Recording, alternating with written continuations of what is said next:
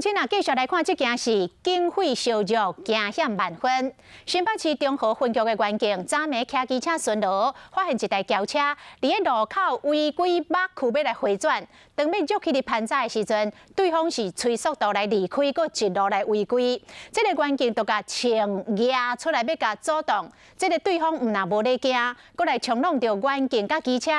警方已经掌握到这个嫌犯的身份，发现伊是一个毒品的人口。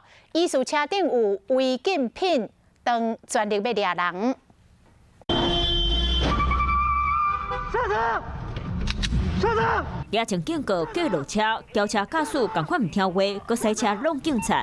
我再说最后一次，下车！加在警察反应紧，紧闪开，嘛为人啊开一枪。警察的机车叫弄飞出去，快到部队要抓伊，唔过嘛是叫嫌犯走去。转弯了，然后就追从这里这样追过去。昨暗时11点外，新北市中和兴南夜市啊，一个查甫人洗车向违规驶翻头，顺路的警察发现无对当，紧冲过来抓。是一部租赁车，那我们也过滤了传唤的相关的人到场，也指证了涉案的人及驾驶人。 为兴南夜市啊，落去中正板南路口，驾驶拄到红灯，才总算停落来。不过警察溜过来，查甫人就开始着急，先吹油门，想要弄开计程车，搁想要弄警察，尾加速往三峡的方向走去。今麦警察锁定46岁有毒品、窃盗含妨害公务证科姓卢的查甫人。